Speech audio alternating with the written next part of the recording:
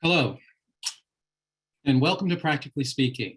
I'm Brian Bird, Senior Program Officer with the New York State Health Foundation. And today we're going to talk about a different kind of epidemic, one that is sweeping our city, state, and country. We're talking about anti-Asian violence and its impact. According to the Center for the Study of Hate and Extremism, hate crimes against Asians surged 160% during the first 3 months of this year, compared to the same period in 2020. Since 2019, New York City experienced an astounding 833% increase in anti-Asian violence.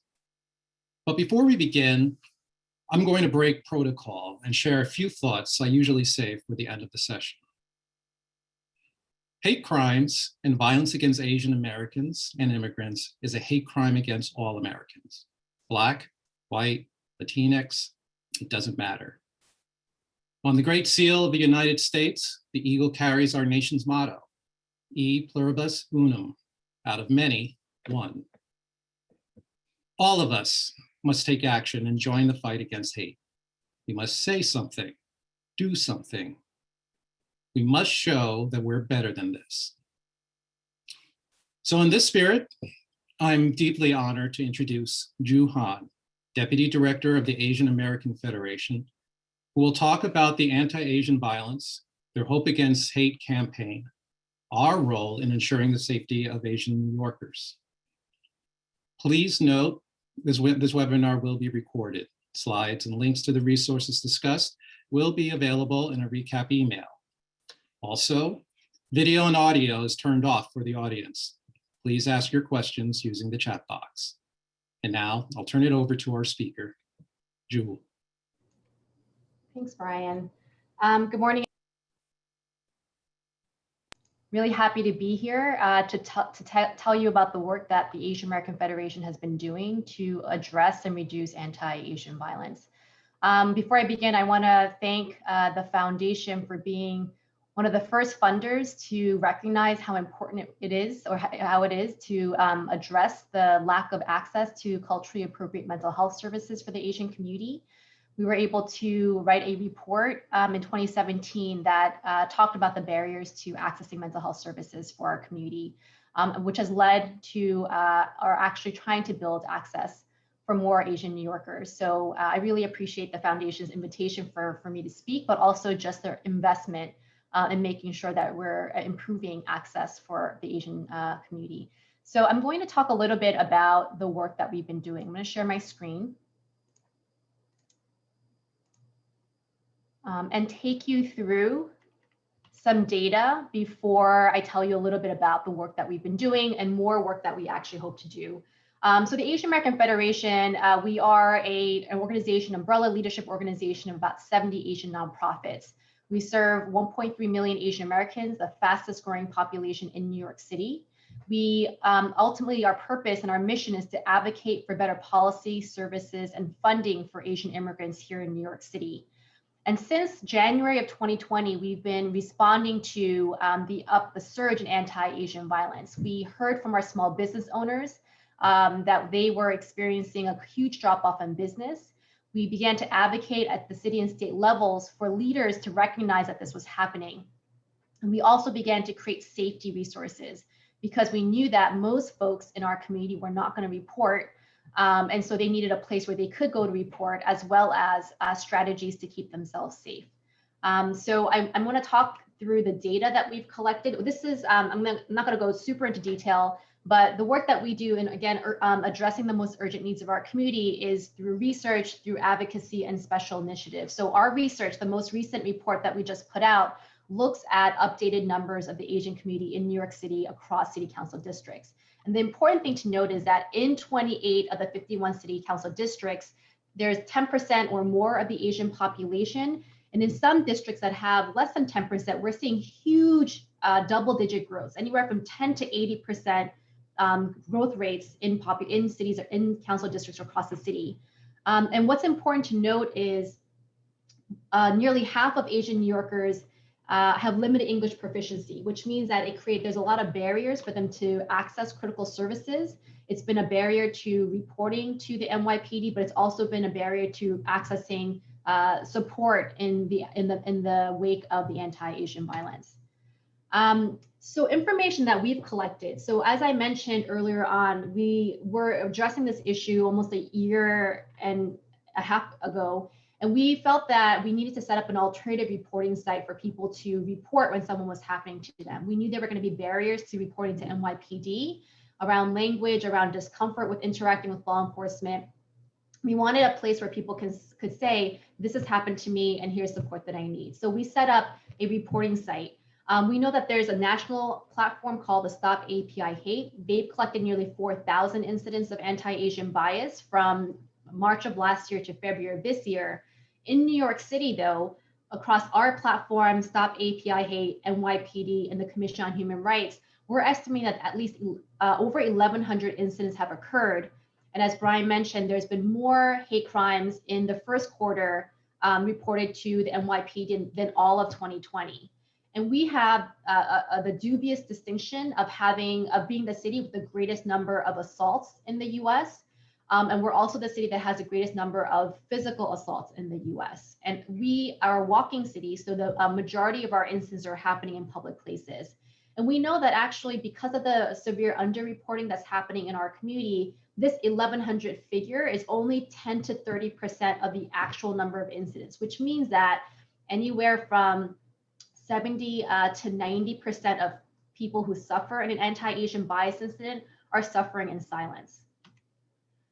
So this is information that was captured from the Stop API Hate platform, that it mirrors the data that we've been collecting, which is the majority of incidents are verbal harassment, which that's important to note because that means that one, it's not any less harmful than physical assaults, but there is an opportunity to de-escalate situations. But we know that in New York, we're also seeing sort of higher levels of shunning, being denied service, things like that, as well as physical assaults. And I mentioned earlier too that just before that in New York, most of the incidents, majority of incidents are happening in public places like the streets, transit, and the parks, which is why we need to have safety resources in those places for people to be safe. And the majority of people who are reporting incidents are women. And we're also seeing incidents being reported about targeting children and young people, as well as seniors. And those are some of the more egregious assaults that we've been seeing in the media. We have barriers that are really preventing people from accessing services and reporting about what's happening to them. 70% of Asian New Yorkers are immigrants, which comes with it other needs and challenges that we may not necessarily think about. 25% of us live in poverty, which means that there's, again, a host of challenges that come with that high poverty rate. And in our community, we're the poorest community in New York City, which is oftentimes surprising to a lot of people. Half of us don't speak English, again, because of, even with local law 30, there's sometimes a gap between the law and actually enforcing it and making sure that people get quality access to in-language services.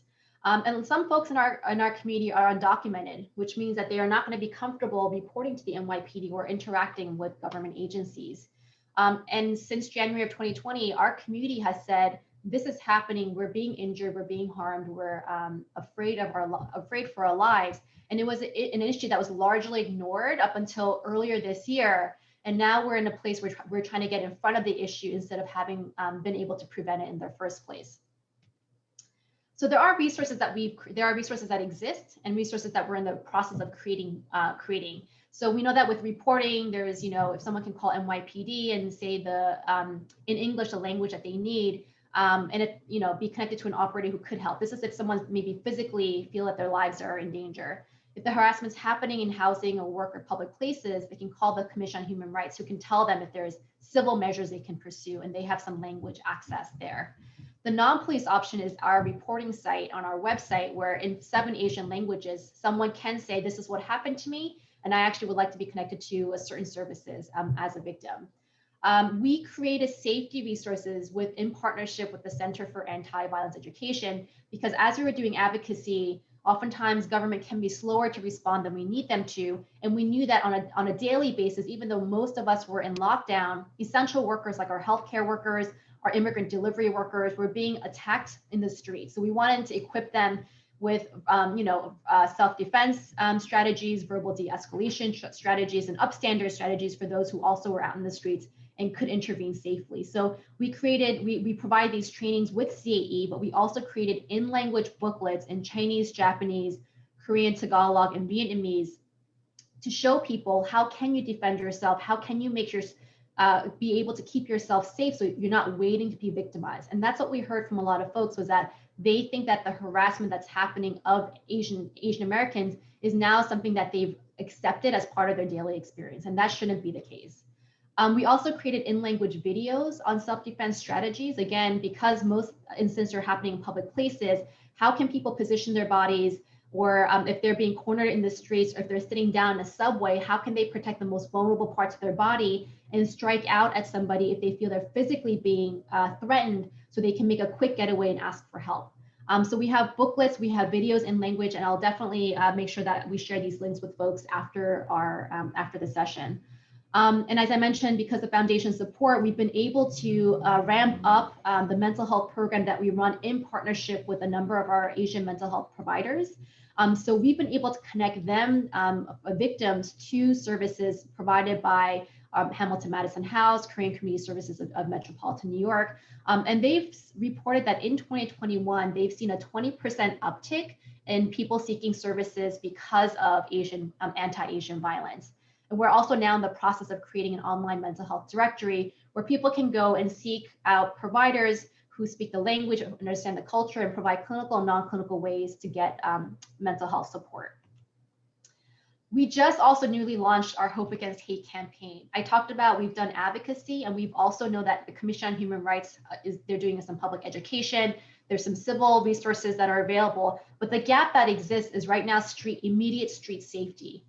Our community is living in perpetual fear. When we talk to Asian Americans and we ask them, how do you feel about the anti-Asian violence? How is it affecting you? They say, I don't go out anymore unless I have my children with me, my spouse with me, or unless it's essential. I am afraid for my life, but I'm also afraid for the lives for the people that I love. So that level of fear is really real and high. And so what we need right now is a real tangible solution to respond to that violence and ensure immediate safety for Asian Americans. And that's what our Hope Against Hate campaign aims to do. Over the course of 2 years, we are looking to raise $30 million to implement safety solutions so that, again, people have alternatives to just reporting to NYPD. And again, I quoted that number of 1,100 that we've captured. NYPD's numbers from last year, by the way, was 29. So they are capturing, one, very few numbers, but two, the narrow definition of what constitutes a hate crime versus a bias incident, what can be criminally pursued and what cannot, is very narrow. So we need to have other ways that people can report and get support versus just reporting and then, public education, which is important, but again, not addressing the need for immediate street safety. So I talked about the fact that we have a reporting site, but we actually want to centralize the reporting of bias incidents through various in-language reporting tools. We have a number of our groups that either have hotlines or domestic violence groups that already have a texting platform that say victims are, one, they don't have the time to report, but again, not feeling comfortable oftentimes going to NYPD. So if we create a really easily accessible, creative way for people to report, we're going to start to see more of those reports happening. And why is that important? It allows us to show the depth and breadth of the problem, so we can put solutions behind the problem, but we can also make sure that people are connected to the services that they need. And every victim is going to have different needs around the violence that they're experiencing. So we have a web tool. We want to set up a texting platform and a potentially in-language app. And we want to make sure that through ethnic media, we have really strong relationships with our Asian ethnic media and texting platforms like WeChat, KakaoTalk, and WhatsApp to share information about here's where you can report, and there are resources and help for you if you do experience an anti-Asian incident. And that's important because a lot of information that people are getting are oftentimes through these texting platforms like WeChat for the Chinese community, KakaoTalk for the Korean community, and WhatsApp for a lot of different ethnic communities. We're also looking, and we're now in the process of setting up safety ambassador programs in Asian majority neighborhoods. The data shows that the majority of incidents are happening first in Manhattan, then Brooklyn, and then Queens. So we want to make sure that people feel safe going to the commercial districts in their neighborhoods, because they're saying that I don't even want to go out in my own neighborhood. I'm afraid to leave my house. We want to train volunteers to de-escalate situations, because again, we mentioned that most of the incidents are verbal assaults. So there's opportunities to de-escalate. And in case something does happen, that they would also be trained in self-defense strategies and also mental health first aid. While we know that a tiny fraction of people with mental illness are violent, some of the recent incidents that we've been seeing in the news have been committed by folks who do have a mental illness. So we want these volunteers to know when someone is experiencing a psychotic break and they're not engaging with them in the same way. And they would also be available to escort community members from place to place. So maybe from their home to public transit, or going with them on the subway so that they're not alone. There's a buddy system, which means that there's less of a chance that they may get targeted. And also, these are the folks who are going to be trained in knowing how to de-escalate if something happens. And all this work that I'm going to be laying out in terms of the Hope Against Hate campaign is in close partnership with a number of our 70 member and partner groups. So most of the nonprofits, Asian nonprofits in New York City, are in our membership. And they're the ones in the front lines receiving reports of incidents of people who are being attacked. So we have one group in Sunset Park, which we're looking to actually pilot the first of the Safety Ambassador program. And they've informally collected over 350 incidents of their clients in their neighborhood.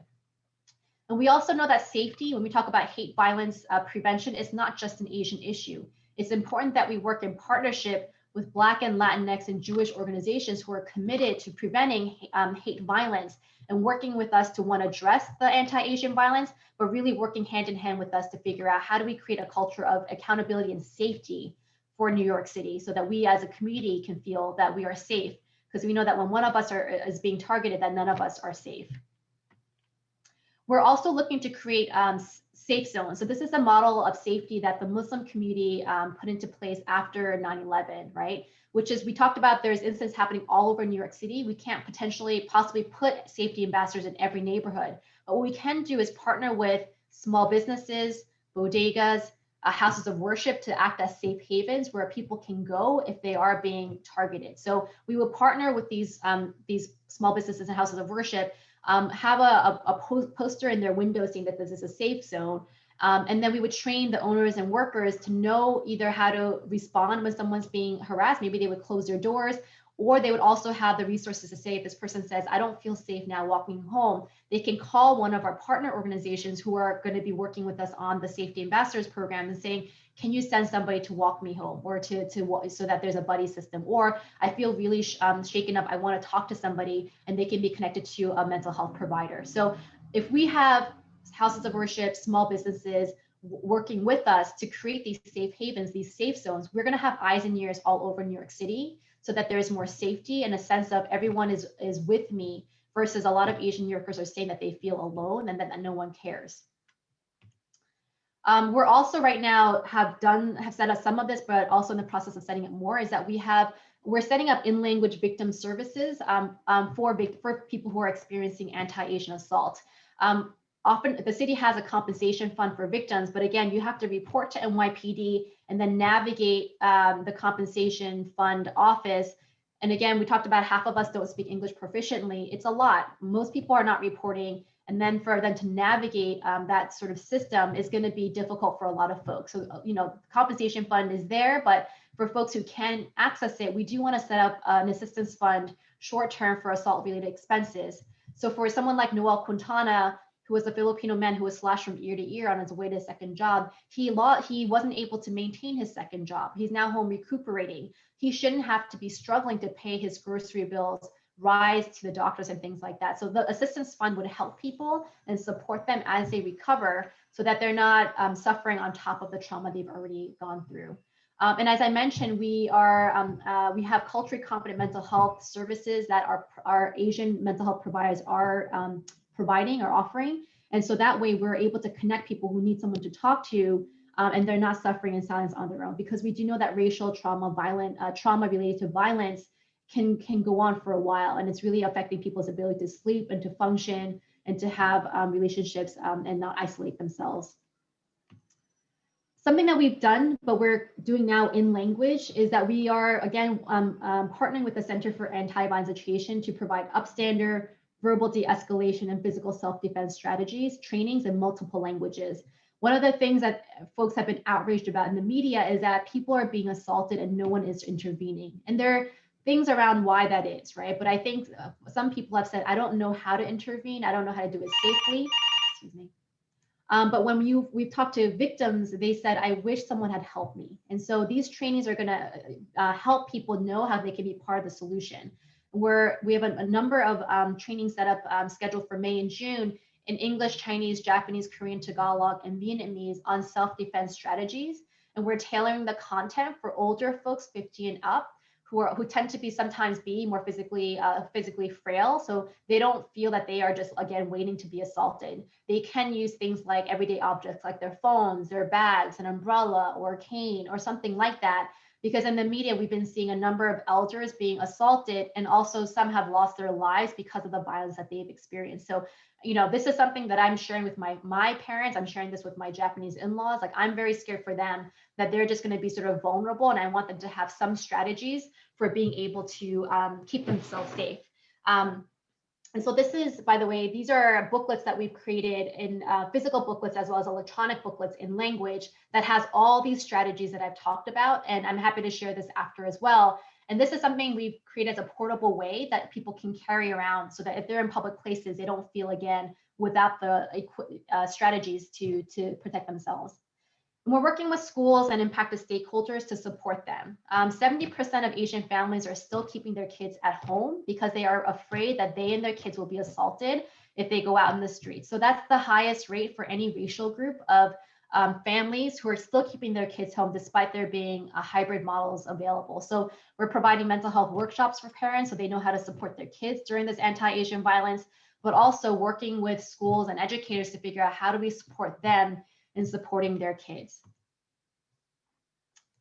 And ultimately, if we have all these safety solutions in place, we think that the Hope Against Hate campaign is going to result in fewer bias incidents through the use of these safety solutions. So we don't see another 1,100 bias incidents 1 year from now. We're going to have strong wraparound support for victims that are more accessible, so people are not suffering and having to deal with more long-term impact if they, rather than actually having access to these services that they have a right to.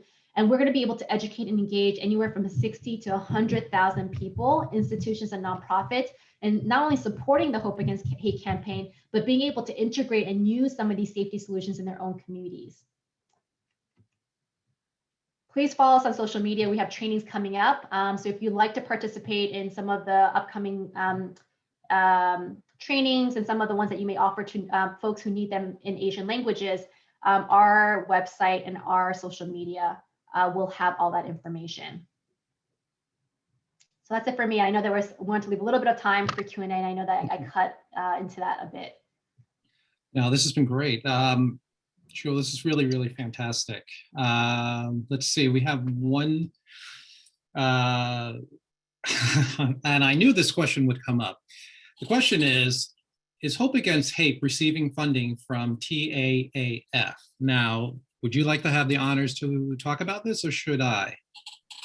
Go for it, Brian. Well, just for the audience, TAAF is a brand new foundation, the Asian American Foundation. They received I believe it was $150 million gift. Was it that right? I think they had 125 million and they raised another 125. So they have 250. Right, which is geared towards providing services and funding Asian organizations and of that nature. I think it's only a couple of weeks old, if that. I happened to have come across it on the news on MSNBC yesterday morning. So 250 million. So yes, so I guess the question is, will the Federation be receiving funds from that? We hope so. I think the similarity in our names does not mean we have a better chance of getting that funding, but we really hope they see the potential in the Hope Against Hate campaign. And for us and for all the audience members here is why we believe so strongly in the Hope Against Hate campaign is that aspects of that can be replicable across US cities, across cities up in upstate, we have work that we've done we're a Census Information Center. We're the only Census Information Center for the Asian community in the Northeast, by the way, which is where all our research comes from.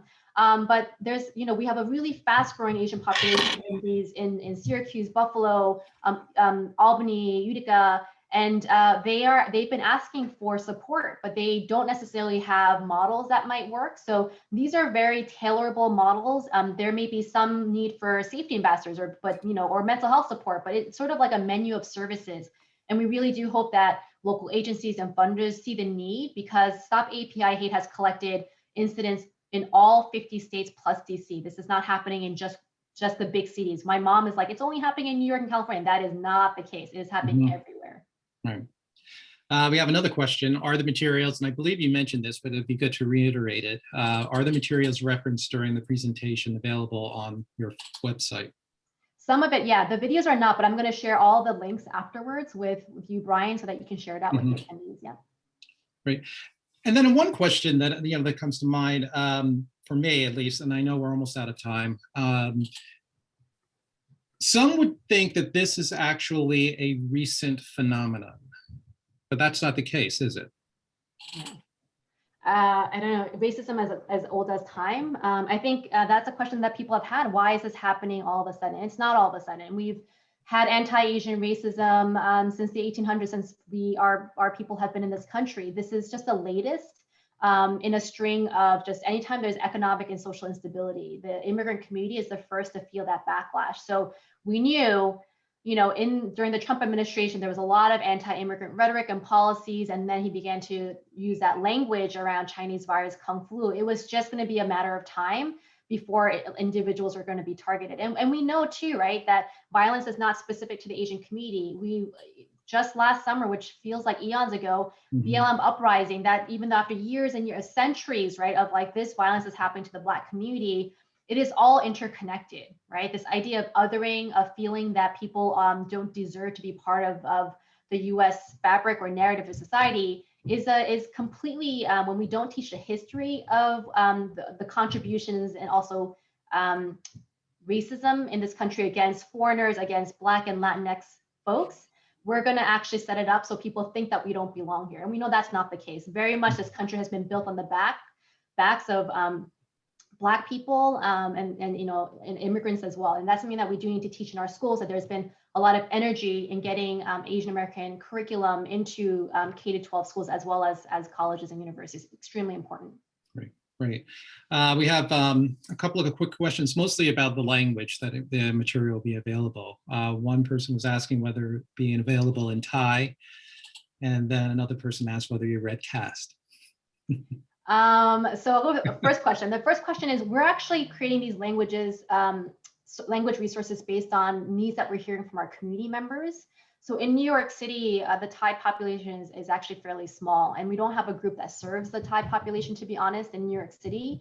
But we also are, we know that, we talk, it's the East Asian community that now that's being targeted, but the South Asian community, Muslim ban, Arab community, we know Indianapolis shootings, those are all connected too. We know that also if there's enough demand and need, where we want to also create these resources in other Asian languages, we're going to put resources where there's need. And so Thai, I have to say, that's the first time I've heard, just because again, we have a very small population and we're not hearing that. But if we start to hear that, then we will definitely want to translate. Okay, great. Well, we are at the 11:30 mark. Drew, I want to thank you for an amazing presentation. This is a really important issue. And as I said in my opening statement, I hope after watching this, all of us will be inspired and motivated to take action ourselves, whether it's to de-escalate a situation. If you see something, say something.